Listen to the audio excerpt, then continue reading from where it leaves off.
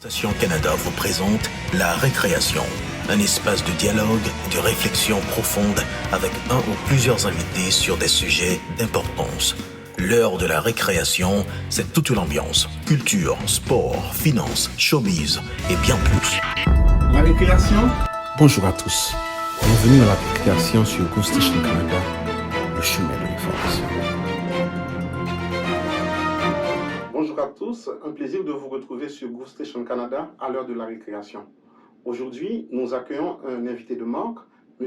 Ali Nestor. Il est écrivain, mais je préfère lui laisser le soin de se présenter. Bonjour Ali. Bonjour, merci de l'invitation. Un plaisir. Qui est Ali Nestor? Ali Nestor est une personne, un humain qui a grandi dans le quartier Saint-Michel. Donc, je suis fondateur et directeur d'un organisme qui a pour but de venir en aide aux jeunes en situation de vulnérabilité qui s'appelle Ali et les princes et princesses.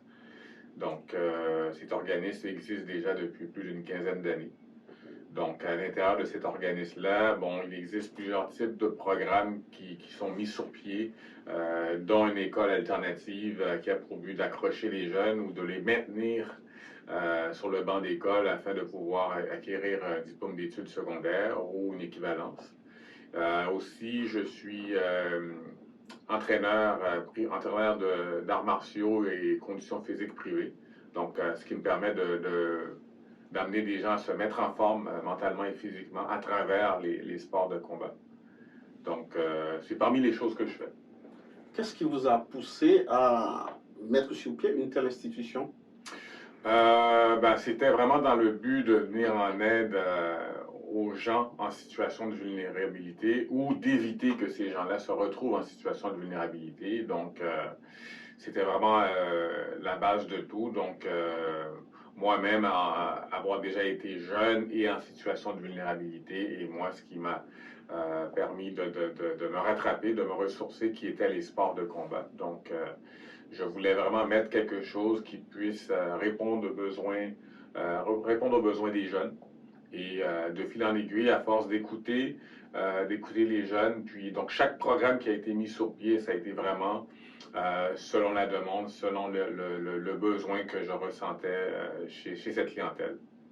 Au niveau des jeunes, nous savons que le décrochage scolaire, ça c'est un fléau qui fait vraiment rage.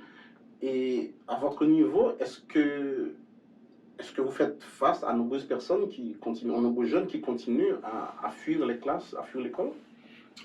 Oui, c'est une de nos missions premières. Donc, justement, par les arts martiaux, on se sert des arts martiaux, des sports de combat, pour ramener les jeunes sur les bancs d'école, pour les ramener vers l'éducation.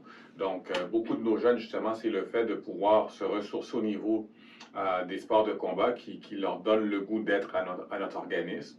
Donc, par les arts martiaux, on les amène à se redécouvrir, à se revaloriser, à remonter leur estime de soi et tranquillement on les ramène vers l'éducation. Donc, on a mis un programme vraiment qui essaie de répondre aux besoins. Donc, l'école traditionnelle n'est pas nécessairement adaptée pour tout genre de clientèle. Donc nous autres, ce qu'on a fait, c'est vraiment...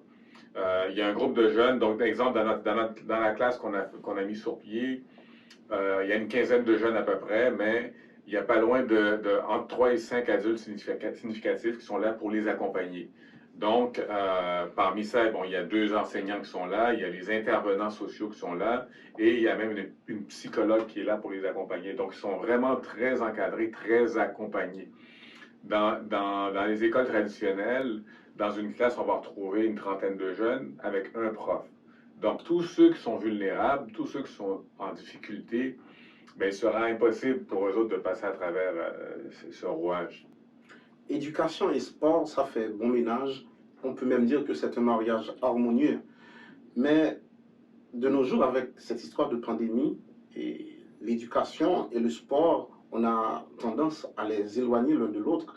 Et comment vous faites face à cette situation? C'est un bon point, effectivement, les éloigner l'une de l'autre, et ce qui ne fait pas de sens parce que l'un accompagne merveilleusement bien l'autre. Donc, on le voit ce que ça fait à un adulte Il est évident. Donc, nous autres exemples, lorsque la pandémie a éclaté, on a été fermé pendant plusieurs semaines. Donc, jusqu'à ce qu'on confirme vraiment notre statut comment je pourrais dire, de centre de service essentiel. Donc, on a perdu beaucoup de jeunes. Pendant plusieurs semaines, on a peut-être été fermé pendant à peu près 3 ou 4 semaines, mais ce 3 ou 4 semaines a fait en sorte que beaucoup de jeunes, comment je pourrais dire, on a perdu le point de repère avec eux, donc ils se sont perdus. Il y avait des jeunes que, oui, on disait qu'il fallait qu'ils restent chez eux, mais il y a pour beaucoup de jeunes que c'est souvent à la maison qui est le gros facteur de difficulté. Donc, ça a empiré la situation. Donc, il y avait des jeunes que, oui, devaient rester à la maison, mais au contraire, ils étaient dehors. Donc, ils étaient laissés à eux-mêmes à retourner à différents types d'activités qui ne sont pas nécessairement positives.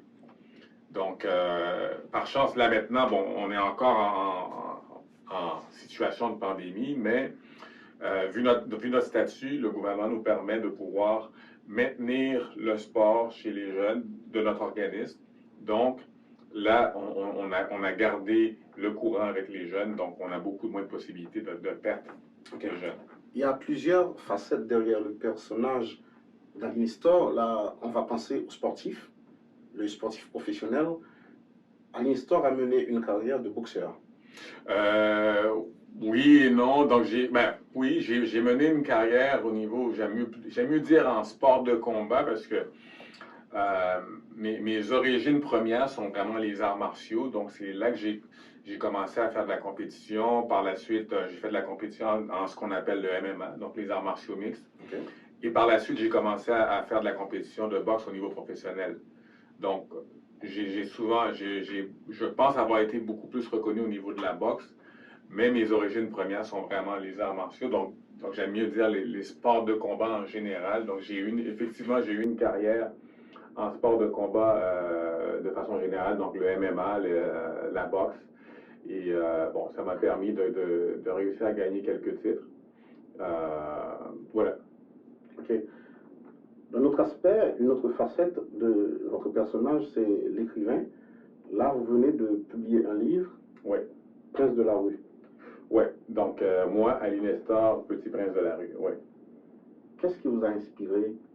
Ce qui m'a inspiré à écrire ce livre, c'est vraiment en rapport avec ce que je fais au jour le jour avec les jeunes. Donc, j'ai commencé à écrire ce livre, voilà, plus d'une quinzaine d'années. Et en étant dans le milieu jeunesse, je voulais, au tout départ, donc, le livre est un peu autobiographique, mais au tout départ, ce que je voulais, c'était mettre sur pied un ouvrage, une espèce de mémoire qui allait servir à tout le milieu professionnel de la jeunesse, qui puisse mieux comprendre comment accompagner les jeunes, donc que ce soit un outil de travail pour eux. Parce que dans le livre, oui, je parle de mon parcours au niveau jeunesse, mais je parle du parcours de plusieurs autres aussi. Donc, on est près d'une dizaine de personnes dont j'ai étalé un peu leur cheminement.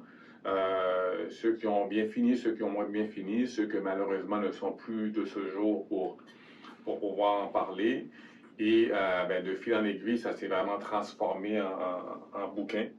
Et finalement, je me suis rendu compte que être auteur, c'était pas de tout repos là. Donc je n'ai pas de formation d'auteur ou d'écrivain. Donc c'est un peu pourquoi aussi que ça m'a pris autant de temps. Il y en a, j'imagine que oui, quand même, avoir une formation littéraire. Donc moi, j'avais pas ça. Donc ça a été vraiment de fil en aiguille, puis quand même parler de soi, c'est tout un exercice aussi, refouiller dans ses mémoires du passé. Donc j'ai rencontré des gens aussi pour être sûr, parce que il pourrait nous arriver quelque chose, mais moi j'ai une version, vous avez une version, donc puis là quand on se parle, on comprend mieux les choses. Donc. Certains qui vous ont côtoyé pensent que vous êtes une source de motivation. Est-ce que cette source de motivation, on va la retrouver à travers ce bouquin? Je dirais que justement, tu sais, le bouquin, de la façon qu'il est fait, c'est de pouvoir amener à la réflexion, amener, oui, justement, de la motivation, de l'espoir, et aussi amener de la réflexion. Parce que, bon, dans le livre, il y a plusieurs sujets qui est couru aussi. Donc, oui, on parle de la jeunesse, on parle de discrimination, on parle de racisme systémique, on parle d'indifférence. Donc, il y a plusieurs sujets qui sont vraiment dans le livre, donc qui peut vraiment emmener les gens à avoir certains types de réflexion. Donc, j'essaie de faire en sorte que les gens, tu sais, souvent, on s'arrête au premier regard. Donc, on rencontre quelqu'un, OK, on voit que cette personne-là, par exemple, est d'un air très agressif. Mais cette personne-là a un historique qui l'a amené à agir de telle façon. Donc, on a tendance à juger souvent la personne, exemple, selon ses agissements. Donc, OK, il est agressif, donc c'est un agressif, mais il y a un historique qui a amené cette personne à être ce qu'il est. Il y a peut-être différents malheurs, donc différentes choses qui ont amené que cette personne-là, tout simplement, cette personne-là avait besoin d'être accompagnée, avait besoin d'aide, tout simplement. Je reviens sur le décrochage scolaire. Oui. Est-ce que vous pensez que les jeunes sont assez encadrés pour éviter une telle mésaventure? Je pense que les jeunes ont besoin d'être plus encadrés. Et, exemple, moi, j'essaie de penser à la manière que les jeunes sont éduqués dans différents pays, dont celui que je viens, Haïti, ou dans d'autres pays, où il y a toute une communauté qui élève l'enfant, qui surveille l'enfant, qui l'encadre, qui l'aide à cheminer. Donc, ici, on vit dans un pays où tout va vite. Donc, malheureusement, bon, ça peut être les deux parents travaillent, l'entourage aussi travaille, donc les gens n'ont pas toujours nécessairement le temps nécessaire pour mettre, tandis que, exemple, un jeune il vit en Haïti, ben même le voisin va surveiller, va regarder pour voir. Si le voisin représente une tante, ou il est considéré comme une tante ou un membre de la famille. Un membre de la famille, donc il veille à l'éducation de ton enfant aussi. Donc, l'enfant est très, très encadré. Donc, c'est plus difficile pour lui d'avoir des échappatoires. Donc, c'est ce qu'on essaie de faire justement à l'organisme, d'encadrer le jeune. Puis, exemple, quand on nous amène un jeune, il est important, on dit toujours aux parents, on doit travailler ensemble. On ne peut pas recevoir le jeune, puis après ça, on n'a plus d'interaction avec vous. Donc, on doit travailler ensemble. Donc, vous êtes au courant de ce qui se passe ici. On est au courant aussi de ce qui se passe à la maison, de façon à mieux accompagner le jeune. Ma prochaine question, je vais la placer entre guillemets, afin d'éviter de froisser quiconque, d'éviter également une mésinterprétation. À vous entendre, je dirais que la délinquance ou certains enfants qui décrochent, est-ce que ça vient d'un problème familial ou d'un choc, je dirais, interculturel, de différence de valeurs, quelqu'un qui vient de notre pays et qui vient ici? Donc, est-ce que ça touche surtout les migrants, ceux qui ne sont pas nés ici au pays et qui font face à une autre culture, à un autre type de valeur? Très, très bonne question. La réponse est tout ce que vous avez dit, parce que un jeune en situation de vulnérabilité, justement, j'en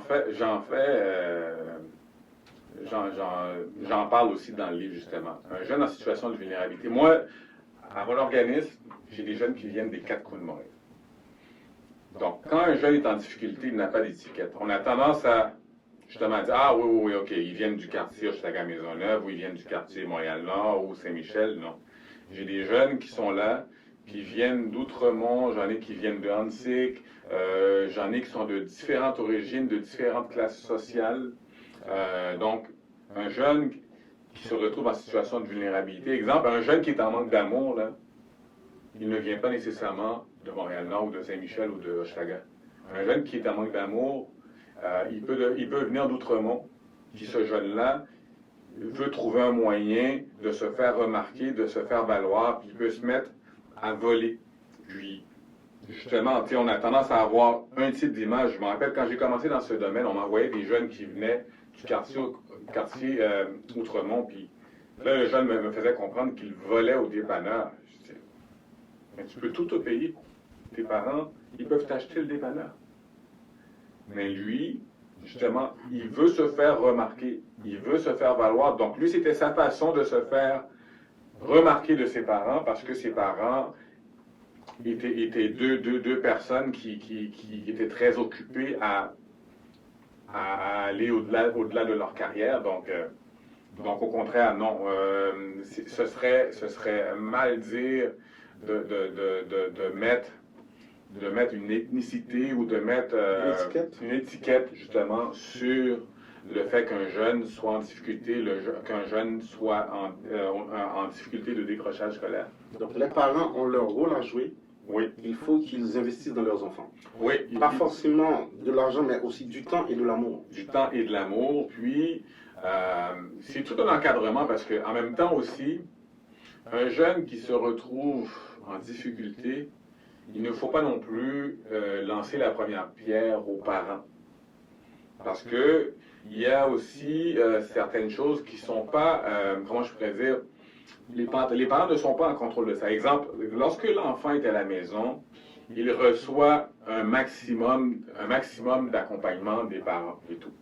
Mais une fois que le jeune traverse le seuil de la porte, mais là, il fait face à un autre monde. Donc, parfois, on peut dire, ah, ben, c'est chez les parents, mais c'est pas nécessairement chez les parents non plus. J'ai ce genre de situation-là. Après ça, oui, il y a un manque en tant que tel. Ça peut être un manque de communication et tout, mais ce n'est pas toujours la faute des parents non plus. Donc, il y a aussi le facteur extérieur. Donc, les influences. L'influence, exactement. Ok. Le livre Le Petit Prince de la rue, à l'Unistor, est maintenant disponible. Oui. Quelqu'un qui veut se le procurer, comment... Là, à notre organisme, les gens peuvent nous contacter. Donc, il est en vente à notre organisme. Les gens peuvent aller sur le site www.princedelarue.org ou peuvent nous appeler directement au 514-325-9486. Et aussi, il est en vente chez Costco, il est en vente aussi chez les librairies telles que Archambault. Donc, vous avez juste à aller, exemple, sur Google, cliquer moi, Aline Nestor, Petit Prince de la rue, puis vous allez avoir toutes les infos là-dessus aussi. Même si on évite les rassemblements, on peut, quelqu'un qui veut se rendre, par exemple, qui veut contacter directement l'organisation, est-ce qu'il y a une adresse ou votre localisation, c'est où? Oui, c'est le 3700 boulevard Crémazie-Est, dans le quartier Saint-Michel. On est au coin de la 16e avenue, donc on fait partie des services essentiels, donc des parents qui auraient besoin d'accompagnement pour les jeunes peuvent nous appeler. Les gens qui voudraient venir acheter le livre aussi peuvent nous appeler, venir là-bas. Donc, tout est mis en place justement pour pouvoir faire face à la pandémie. Donc, toutes les structures sont mises en place pour pouvoir accueillir les gens de façon sécuritaire. Un message particulier? Mon Dieu, je n'y attendais pas. Donc, c'est toujours. Donc, mon message est toujours pour. Ça va autant pour les jeunes que pour les moins jeunes. J'ai eu la chance de faire bien des choses. Souvent, on se donne des limites. Je ne me considère pas comme un auteur, mais j'ai réussi bon, je porte l'étiquette d'auteur maintenant, mais on m'aurait dit, voilà, 20 ans que je serais en ce moment, que j'aurais un livre qui serait vendu à travers le Québec. Je ne serais pas sûr. Donc, l'humain n'a pas de limite. Donc, à la base, il faut croire en ses moyens, croire en ce qui est possible. Donc, si vous attardez à ce que l'autre à côté pense de vous, c'est là que vous mettez des bâtons dans les roues, c'est là que vous vous handicapez. Donc, allez au bout de vos rêves, mais faites ce qu'il faut. Donc, il faut être proactif. Voilà. Un grand merci à toi, Aline Nestor. Merci énormément de l'invitation. Bonne continuité et beaucoup de succès. Merci. Vous suivez Group Station Canada, le chemin de l'information.